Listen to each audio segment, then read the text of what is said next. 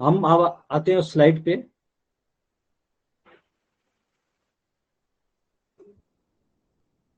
ये कुछ एग्जाम्पल्स दिए हुए हैं।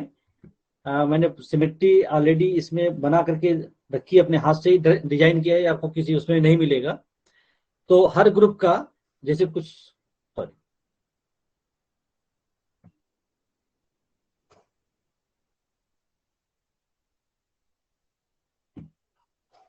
SO2 मॉलिक्यूल के लिए जो पॉइंट ग्रुप है हमारा C2V निकालने की कोशिश करिएगा। SO3 के लिए D3H है, BF3 के लिए D3H है, और सभी मैंने इसमें डिजाइन किया हुआ है कि कहां से हम कैसे रोटेट करेंगे। ठीक है, C2 कितने C2 हैं, अगर C2 है तो कितने C2 होंगे। और यहां पर भी वही सेम केस है कि अगर CN means C2 perpendicular to CN है तो CN भी उतना ही होगा जितनी N की वैल्यू होगी। और यह C2 उस पर्टिकुलर C2 से जो आता है 180, आप निकालते हैं 360/180 से, उससे ये डिफरेंट है। तो फिर कभी डिस्कस करने का समय मिलेगा तो बताएंगे इसके बारे में। तो ये BF3 के लिए D3H, और ऐसे ही I3 निगेटिव है, C infinitive H।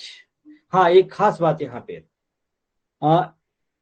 Point group में बहुत आप तो नहीं पढ़ पाएंगे, अगर MSc में सही से पढ़ा होगा, मैंने पढ़ाया गया होगा कायदे से, या अपने मन से पढ़ा होगा तो जरूर जानते होंगे। जैसे कि जितने भी हमारे, सपोज दैट कि HC�11CH, यह कौन सा मॉलिक्यूल है? Acetylene ethyne. ठीक है, एसिटिलीन हो गया, यह I3 निगेटिव है। ठीक है, यह भी लीनियर है, यह भी लीनियर है। उसी तरह से C2H2 का भी स्ट्रक्चर देखिए लीनियर है। ठीक है, तो जितने भी लीनियर मॉलिक्यूल हैं, ठीक है, वह लीनियर मॉलिक्यूल, लेकिन वह लीनियर मॉलिक्यूल कैसे होने चाहिए? ये दोनों तरफ क्या है, क्लोरीन क्लोरीन ही है। तो होमोन्यूक्लियर डायटोमिक, होमोन्यूक्लियर माने होमोन्यूक्लियर होना चाहिए और लीनियर होना चाहिए।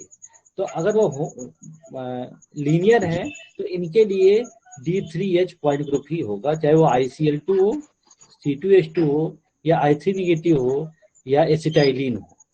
ठीक है, और इसी के जगह पे अगर हम HCl की बात करते हैं, या HOCl की बात करते हैं, या NO की बात करते हैं, ठीक है, तो इस पोजीशन में हमेशा जो पॉइंट ग्रुप होगा हमारा वो C इन्फिनिटिव V होता है। ये देखिए V, तो ये कॉमन है। अब कैसे होगा यह एक एक करके, जब इसका स्पेशल कोई लेक्चर होगा तब मैं आपको इसका डिटेल में बताऊंगा। फिलहाल आपको ये नहीं पढ़ना है, इसलिए मैं उस पर ज्यादा जोर नहीं दे रहा हूँ। लेकिन ये कि कुछ पार्ट आए हैं तो उसको आपको समझाना भी जरूरी है। तो ये कॉमन है। कुछ एग्जांपल्स यहाँ नीचे दिए हुए हैं। एक चीज यहाँ पे XCF4 एग्जाम्पल दिया गया है। XCF4 में मैं 2 मिनट का समय दे रहा हूं, सभी लोग इसका हाइब्रिडेशन हमें बताएं क्या होगा। मैं एक एक करके पूछूंगा अभी।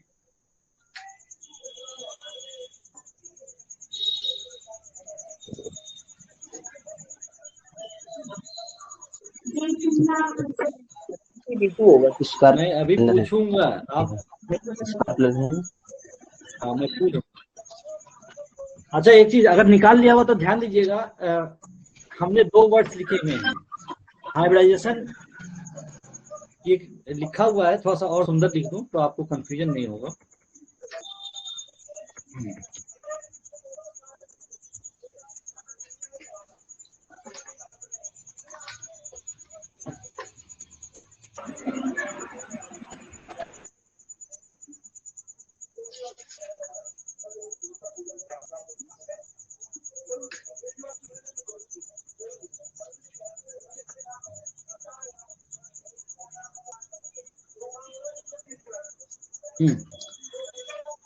स्क्रीन दिख रही होगी तो मैंने हाइब्रिडाइजेशन के 2 स्पेलिंग लिखे हुए हैं। तो सिद्धराम जी। जी हाँ, तो सिद्धराम जी ये बताइए, हाइब्रिडेशन की 2 स्पेलिंग मैंने लिखी है, दोनों सही है, कोई गलत है?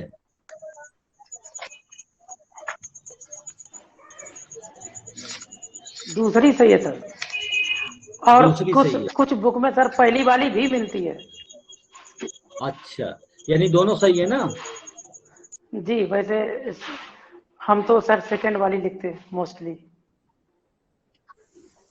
अच्छा अच्छा अच्छा, मोस्टली मैंने अभी क्लियर नहीं, आपने हमको बताया कि दोनों सही है कि गलत है, क्या है?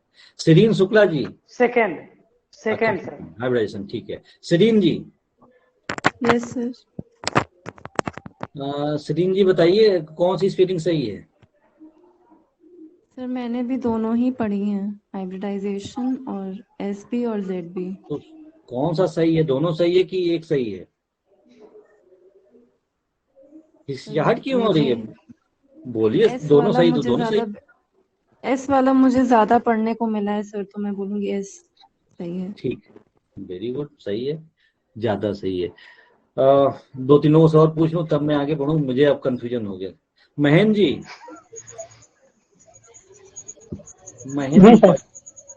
महेंद्र जी बताइए, दोनों स्पीड क्वेश्चन तो समझा आपने, क्या पूछा मैंने? हाँ, समझ गए सर। ठीक है, तो स्पेलिंग दोनों सही कि कोई तो गलत है? पहला वाला सही है, पहला वाला जहाँ तक है हमारे हिसाब से। अच्छा, सुरेंद्र जी वापस आ गए हैं, तो क्लास खत्म होने को है भाई सुरेंद्र। चलिए कोई बात नहीं। हरदेव जी। जी सर। तो हरदेव जी बताइए, कौन सा सही है? सर बाद वाला ही सही है। बाद वाला ही सही है, बहुत मैं भी सर कंफ्यूज हो गया। अच्छा, अरे दिशा जी से मैंने कोई क्वेश्चन पूछा ही नहीं। दिशा सिंह। Yes sir. अरे बताइए भाई, क्या है, दोनों में से क्या सही है? सर मैंने दोनों पढ़े हुए हैं। दोनों पर तो बताइए तो सही कि दोनों सही हैं। सर दोनों सही है। बड़ी मुश्किल से कहा दोनों सही हैं। विकास दीक्षित जी। विकास जी नहीं है। ये अंकित सर जी हैं सर, हैं सर विकास जी। हाँ, तो विकास जी बताइए फिर, दोनों में से क्या सही माने? सर ये सेकंड वाला जो है ये सर ज्यादा सही लग रहा है।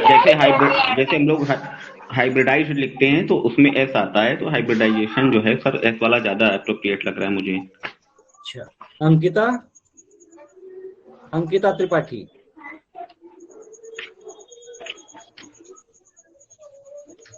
अंकिता त्रिपाठी हैं?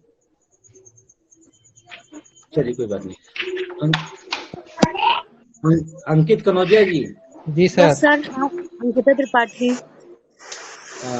हाँ अंकिता जी बताइए, दोनों में से क्या सही है? सर फर्स्ट वाला है। हाँ, अब लास्ट पूछते हैं। अंकित कनौजिया जी बताइए, कौन सा सही है भाई? अब हम सर दोनों ही सही हैं। हम एस और जेड को फ्रिक्वेंटली एक दूसरे के रिप्लेस में यूज कर लेते हैं। बस, वेरी गुड, लास्ट में आंसर मिल ही गया, बिल्कुल सही है। दोनों ही सही है। एक अमेरिकन लैंग्वेज, एक ब्रिटिश लैंग्वेज है। क्यों जेड और एस का डिफरेंस है, तो आप जो मर्जी आप लिख सकते हैं, ठीक है? तो कोई कंफ्यूजन नहीं होना चाहिए। बस ये है कि आप जब पढ़ते हैं तो इसकी आपको जानकारी है, मैंने 100% श्योर हो जाइए कि आप दोनों ही सही लिख रहे हैं, दोनों ही सही पढ़ा रहे हैं, अगर पढ़ा रहे हैं तो, ठीक है? तो यह आपको मालूम होना चाहिए कि क्यों लिखते हैं। तो बस ब्रिटिश और अमेरिकन लैंग्वेज का डिफरेंस है, और कुछ भी नहीं है। तो यहाँ पे भी कुछ पॉइंट्स दिए हैं। हाँ, एक क्वेश्चन तो रह गया मेरा। XCF4 में हाइब्रिडेशन कौन सा है? एक सेकेंड, मैं पूछ रहा हूँ। sp3d2 ठीक है, sp3d2 है, तो हाँ ठीक है, sp3d2 ठीक, वेरी गुड। sp3d2। तो इसमें अक्षय कुमार नहीं है सर। नहीं है, गायब हुए हैं वो। चलिए आलोक जी, आलोक कुमार, चलिए कोई बात नहीं। स्वतंत्र जी। जी सर, जी सर, जी सर, जी सर, जी सर, जी सर, बताइए। आलोक जी बोल रहा हूँ। मैं ये पूछ रहा हूँ। हाँ आलोक जी, हाँ आलोक जी, जी सर, जी क्वेश्चन ये है कि जो हमारा जिनान टेट्राफ्लोराइड है, जी सर, ठीक है, तो इस जिनान टेट्राफ्लोराइड में कितने लोन पेयर ऑफ इलेक्ट्रॉन होंगे? 2 सर, 2 लोन पे इलेक्ट्रॉन होंगे और 4 बॉन्डिंग इलेक्ट्रॉन है, तो दोनों मिलकर 4 2 6 सर, 4 2 6 तो sp3 हाइब्रिडाइजेशन शो करेगा। वेरी गुड, बहुत अच्छा, ठीक है, बहुत जी। अच्छा। तो हाँ, बहुत अच्छा रहा आप लोगों के साथ आज। अब इसमें कुछ एग्जाम्पल्स हैं, इसको मैं जब आपके पास भेजूंगा, शेयर करूंगा, तो इसको थोड़ा सा पढ़िएगा। इसमें एग्जाम्पल्स भी दिए हैं, बहुत अच्छे से मैंने डिजाइन जितना हो सका करने की कोशिश की है। मैंने ड्रा किया है खुद ही कि अच्छे से समझ में आ जाए। होता है और भी आपको वीडियो मिल जाएंगे इसमें में भी। तो कोशिश करिएगा कि कैसे इसमें हम प्लेन देखते हैं, कैसे C2 एक्सिस देखते हैं, और फेशियल मेरे यहाँ पे फेशियल और मेरिडोनल की बात हो रही है। ये स्ट्रक्चर क्या होता है, पहले ये स्ट्रक्चर जानने की जरूरत है, ठीक है। यहाँ पे फेशियल हम क्यों लेते हैं, कैसे हम पता करें कि ये हमारा फेशियल है, मतलब ये जो सेम ग्रुप है वह एक फेस में हो तो फेशियल है, अगर यही सेम ग्रुप अगर डिफरेंट प्लेन में आ जाए तो वह हाँ मेरिडॉन है। ये क्लोरीन, जैसे यहाँ पे क्लोरीन बिल्कुल ट्रांस में है और यहाँ पे ये एंटी 180 डिग्री, हाँ 180 डिग्री पे है, तो ये मेरिडॉन है। तो ये फेशियल और मेरिडॉन का डिफरेंस है। यहाँ पे पॉइंट ग्रुप आपका C2 भी है। ऐसे ही फेरोसिन है, फेरोसिन में 5D आ गया, D5D, और D5D में जो ये जो यहाँ पे जो ये स्मॉल d है, इसका मतलब होता है डाइहेड्रल। तो अब डाइहेड्रल प्लेन कौन सा होता है, क्या होता है, तो अपने मन से थोड़ा सा पढ़िएगा, सब पता भी होगा, बस एक रिवाइज करने की बात है कि रिवीजन हो जाएगा आपका। तो ये रहा, और नेक्स्ट स्लाइड में कुछ ये है, आपने H2O के स्ट्रक्चर शायद ही इस तरह से देखे होंगे, बहुत सा देखा होगा तो बहुत अच्छी बात है। देखे हैं सर। तीनों structure, yes sir. Transplanar, cisplanar, non planar, 3 हैं, ठीक है, देखा है ना आपने? Yes sir. ठीक है, तो तीनों ही पोजीशन में अलग अलग पॉइंट ग्रुप होंगे। तो ऐसा नहीं है कि हमारा SF6 का OH है या CH4 का TD है तो इसका भी H2O2 का केवल C2H होगा या C2B होगा। इसके 3 तरह के स्ट्रक्चर होते हैं, और तीनों में अगर ट्रांसप्लेनर है तो C2H है, क्योंकि यहाँ पे हॉरिजॉन्टल प्लेन है, और बहुत ही यूनिक टाइप का ये स्ट्रक्चर, माने D के साथ आपको H तो मिलेगा, लेकिन C के साथ आपको H बहुत कम मिलेगा। तो जिसमें से यह 1 टाइप का यह एग्जाम्पल है H2O2 का। H2A2 का नाम क्या है? Hydrogen peroxide. Hydrogen peroxide. और इसका सिंपल नेम, कमर्शियल नेम कह लो, डाइहाइड्रोजन डाइऑक्सीजन। Oxygenated water. हमने कमर्शियल नेम पूछा है, कमर्शियल नेम पूछा है, बहुत टेक्निकल नहीं पूछा था।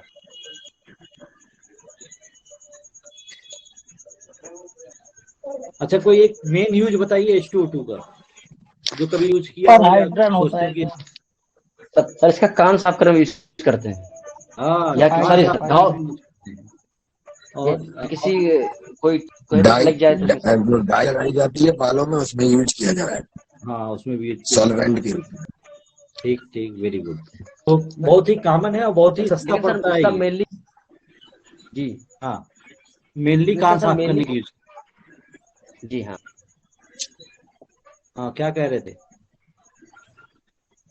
मेनली घाव हो जाए उसको साफ करने के डॉक्टर यूज करता है सर, कुछ ज्यादा।